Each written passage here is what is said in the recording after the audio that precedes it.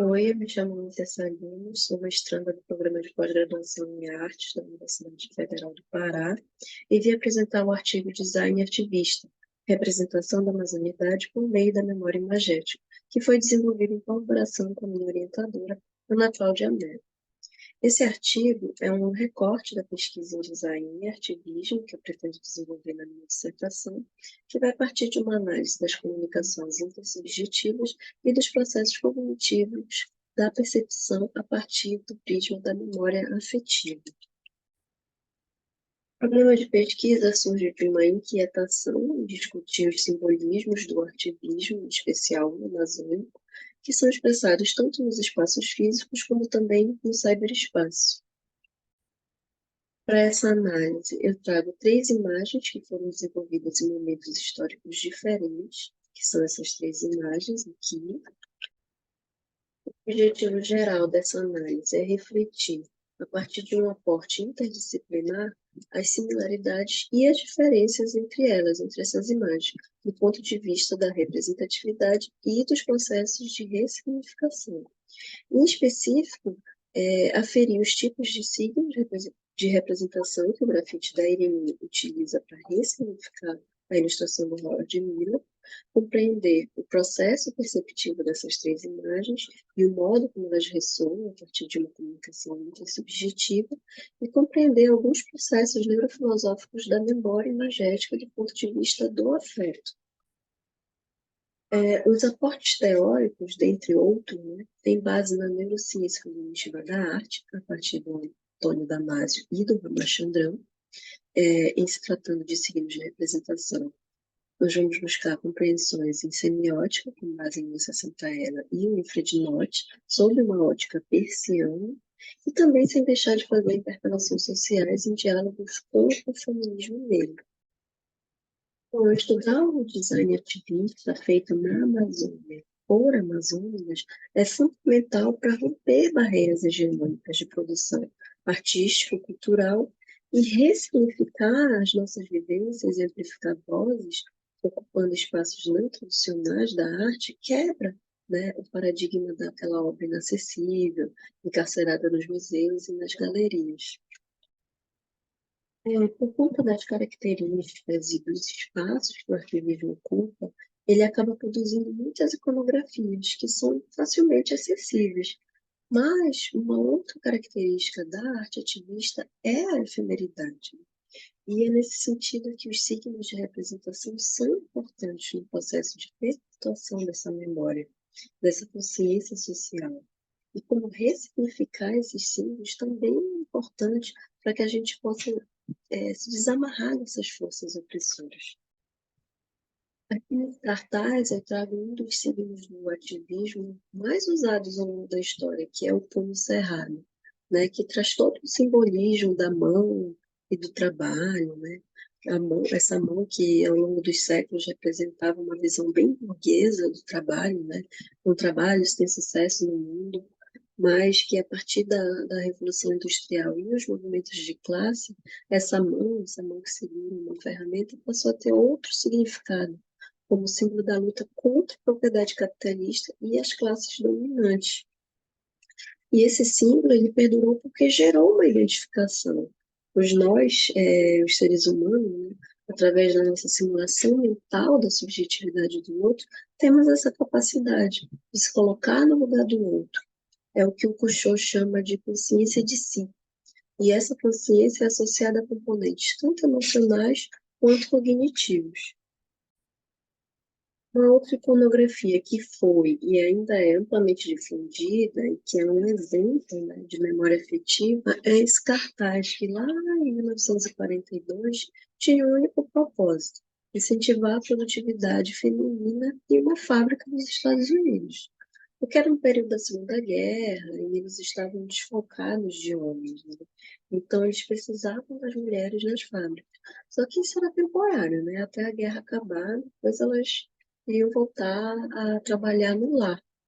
E esse cartaz ele ficou esquecido até que em meados de 1970, com o crescente do movimento feminista estadunidense, foi redescoberto e incorporado ao movimento como um símbolo da força e da independência da mulher.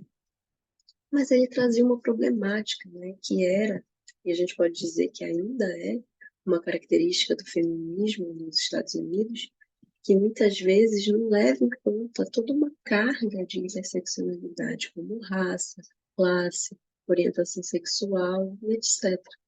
E no Brasil o cenário também não é tão diferente assim. Os debates ainda eram muito no campo do combate dicotômico entre homens e mulheres, sendo que a opressão racial e a exploração de classes ficavam esquecidas nesse cenário.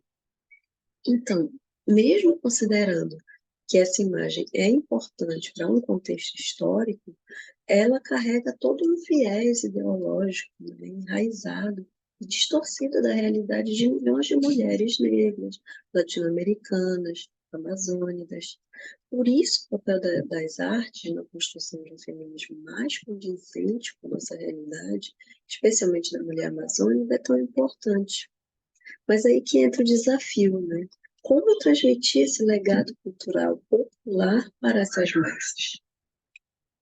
É não negando o acesso aos espaços sociais, onde se desenvolve a arte e a cultura, e inserindo novos espaços de expressão que possam gerar consciência social através da arte.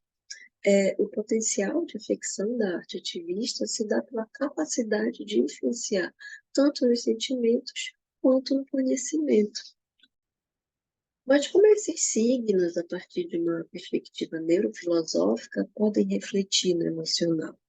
Bom, quando falamos em ativismo, sobretudo na pós-modernidade, nós temos duas noções basilares, a da representatividade e dos processos de ressignificação. Já o afeto, segundo Damasio, é onde estão não só todos os sentimentos, mas também as situações e os mecanismos responsáveis por conduzir esses sentimentos, ou seja, por produzir as ações que tornam essas experiências em sentimentos. Com esse grafite da Irene, a gente pode supor, a partir dessas compreensões de representatividade, ressignificação e afecção, que ela, a partir de suas vivências, identidade e memória afetiva, ressignificou um dos símbolos do feminismo e trouxe ele mais para perto da nossa realidade. Desde o local onde essa arte se encontra, que é na periferia de Belém, até os elementos que a compõem podem despertar em quem observa esses inputs sensoriais de força, de poder, de pertencimento, especialmente em quem se identifica com a personagem. Mas é claro que essa ressonância também implica outras subjetividades, né? A percepção depende também do repertório, do background de quem observa, né? Para saber se ela será afetada com maior ou menor intensidade, né? Vai depender do grau de atenção que se dá a essa imagem. E com base na memória afetiva, a mente é atravessada por essas imagens. E o quanto de emoção e sentimento que elas vão gerar vai depender dessa memória afetiva.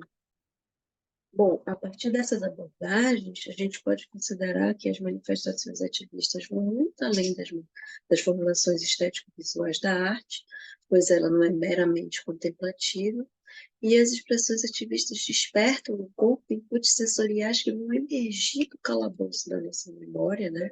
E vão gerar ações antinércias de movimento em prol de mudanças de paradigma, né? Por meio de uma arte aberta, um constante processo de criação e recriação, desapegada dessas amarras mercantilistas e tradicionais, pois elas estão nas ruas, nos espaços acadêmicos, nos muros das periferias e nas redes sociais, buscando, a partir de representações simbólicas, ressignificar lutas e, assim, manter a permanência da causa ativista através do tempo, do espaço, de seus diversos atores, né, gerando um inconsciente cultural que vai atravessar gerações.